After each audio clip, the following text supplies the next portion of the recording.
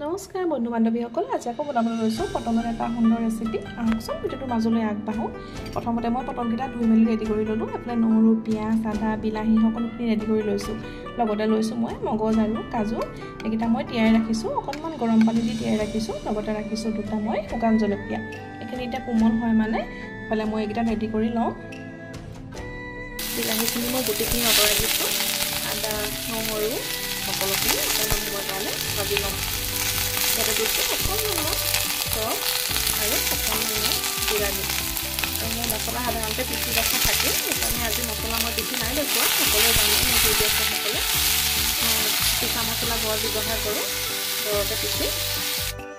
এতিয়া ইয়াতে দিছোঁ অকণমান নিমখ, আকৌ পিছত ব্যৱহাৰ কৰিব লাগিব সেইকাৰণে অকণমান দিছোঁ। অকণমান দিছোঁ ৰেড চিলি পাউডাৰ আৰু অকণমান দিছোঁ হালধি পাউডাৰ।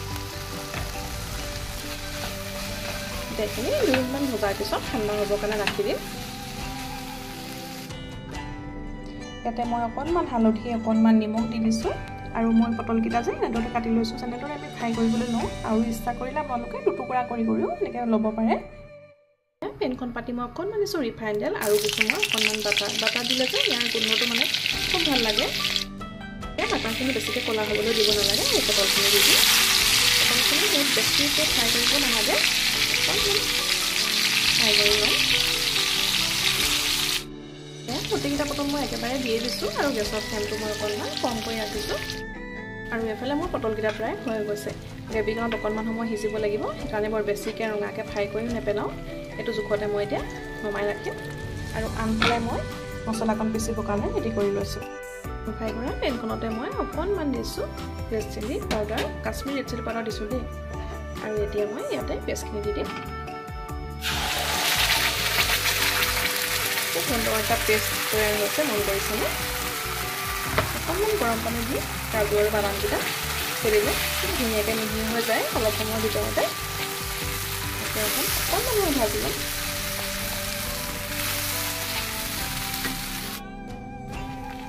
এতিয়া ইয়াতে অকণমান সোৱাদ অনুসৰি নিমখ দিব। আগতেও নিমখ দি ৰাখিছিলে, সেইটো মনত ৰাখিব।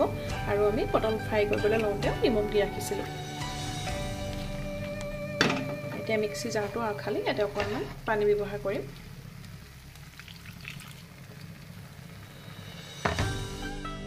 এতিয়া ইয়াতে দি দিছোঁ ঘৰতে পিচা মছলা। মই ভিডিঅ'বোৰত দেখিয়ে থাকে ঘৰতে মই পিচি মছলা ব্যৱহাৰ কৰোঁ, তাৰে মই এচামুচ দি দিছোঁ। আজি মই দেখুওৱা নাই আৰু প্ৰতিটো ভিডিঅ'তে দেখাই থকাই হয়। এতিয়া অকণমান ইয়াতে পানী ব্যৱহাৰ কৰিম। গৰম পানী দিয়াৰ লগে উতলি আহিছে, মন কৰিছেনে? এতিয়া আমি ইয়াতে পটলখিনি দি দিম।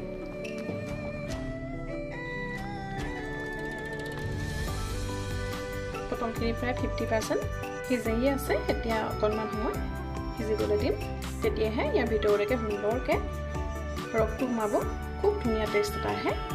আৰু শেষত কেনেকৈ কি কৰোঁ চাবলৈ কিন্তু নাপাহৰিব। শেষলৈকে চাই থাকক দেই ভিডিঅ'টো। আলহী আহিলে মাছ মাংস নাথাকিলেও এনেদৰে কিন্তু পটলৰ ৰেচিপি বনাই দিব পাৰে। পটল নোখোৱা মানুহে কিন্তু খুব ভাল পাব।